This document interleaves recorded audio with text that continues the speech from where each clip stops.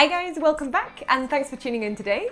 Today I'm going to be answering a question that I get asked quite often, and that is what is my musical history, what is my musical experience, and where did I get my musical interest before tin whistle. So I'm going to start with school. I hated music classes. I think a lot of kids do. I used to play things like recorder, like a really small keyboard, triangle, you know, the classic xylophone. We were never very good at it. We never really got much practice. I did briefly try to play the piano when I was a child. I hated practicing, so I never really got anywhere with that. I also tried to play the oboe when I was a little bit older. Again, the same thing. And what I really disliked about it was the fact that you had to play nursery rhymes for so long when you were starting out. And this was because you had to learn to read sheet music, and then you had to translate that at a playing speed on an instrument. And that is why I've never stuck with an instrument throughout my life. Since then, I taught myself to play guitar. I never really got further than strumming a few chords and strumming along to a few songs. Obviously, the furthest I've ever got with an instrument is with tin whistle and low whistle. Now, as you guys know, that is primarily because of the use of tabs and the fact that I can play by ear. So basically, I just listen to the tunes I like, pick up the tune, write down the notes, and kind of go from there. So for me, the barrier of reading sheet music at a playing speed, which would mean that I could get past playing nursery rhymes, was immediately removed, which gave me access to really enjoy playing an instrument. Having an outlet is the perfect way to maintain your motivation to play. My friends and family and I do a little bit of theatre. We used to be building up towards playing live, but that has actually taken a bit of a back seat at the moment. Without YouTube, I wouldn't actually have a reason to practice at all, which is why your support is great.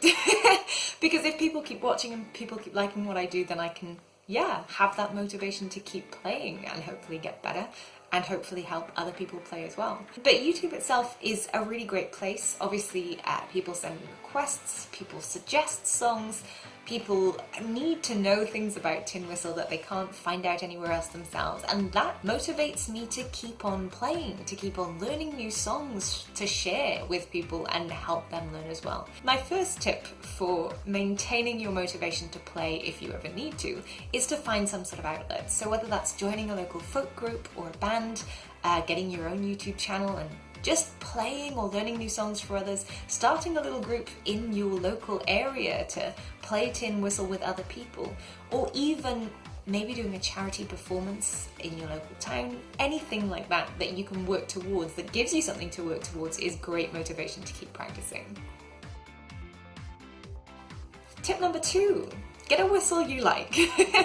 Now, when I first started out, I started with generation whistles. I don't know whether it was my bad luck, but I ended up with a whole host of whistles that really didn't sound very good. My father had a Clark, and when I picked that up and played it, it was just a Clark Sweet Tone, but it sounded so much cleaner and nicer and smoother to me than the generation whistles. And I'm not even that big a fan of a Clark Sweet Tone.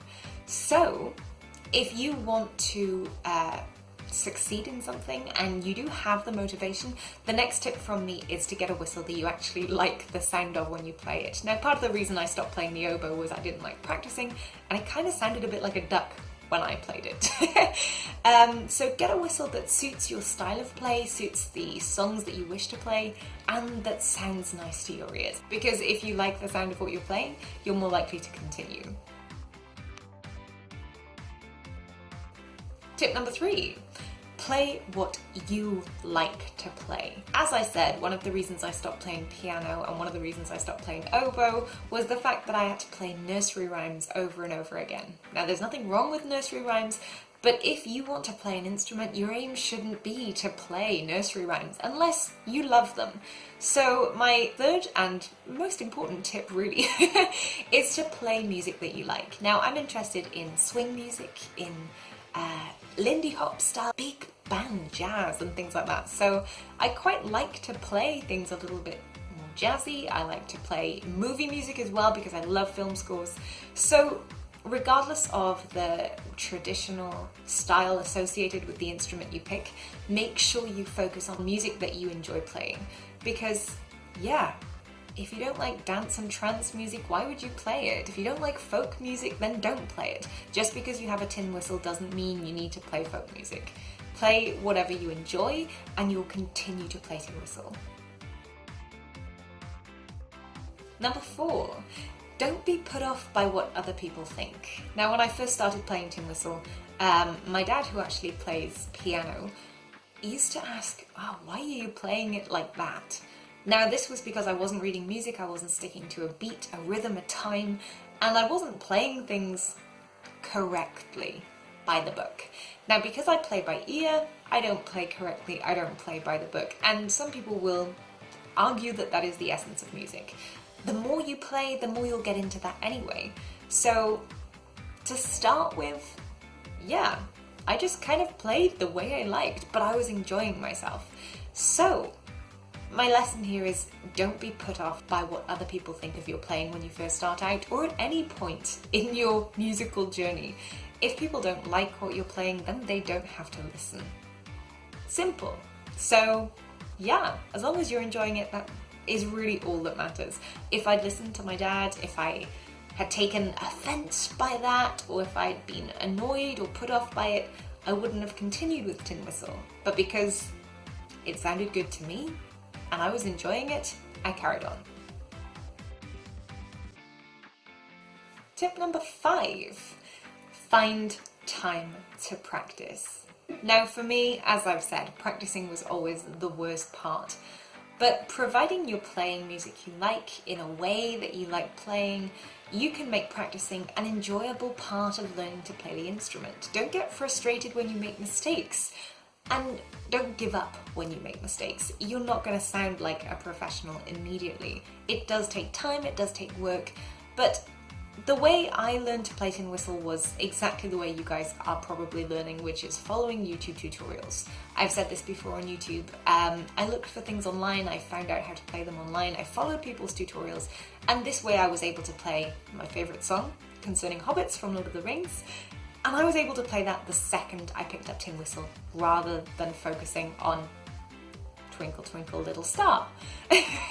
So, when you come to practicing and when you come to your rehearsal time, the more of those tips that I've already mentioned you have in place, the fact that you don't care what other people think, the fact that you're playing music you enjoy, the fact that you have a whistle that sounds nice to you, all those things, if they're all in place, then practicing should be an enjoyable experience. As I said, don't get frustrated. Every little mistake you make is something you can learn from. And if you don't make any mistakes, well then you're not going to learn anything. If you don't play out of time, you're not going to learn how to play in time. You need to get things wrong in order to recognize what you've done wrong and then get it right. So, whenever you practice, let the pressure off. Don't listen to anyone else. And don't listen to your own criticisms to start with, just enjoy it. And then reflect on what you could do better next time, how you could improve, but whatever you do, keep on practicing, even if it's just 5 minutes a day. I hardly practice, I only practice when I need to learn something to play on YouTube, so yeah. Find the time whenever you can, leave the whistles lying around so you can pick up and play when you put on the kettle. Yeah, it really makes a difference. So thanks for watching this week, guys. I hope you really enjoyed this video. As I said, if you do have questions, suggestions, or any requests, then do let me know. Thanks again for being amazing, awesome, and beautiful people. I'll see you guys on YouTube, and until then, happy whistling. Bye.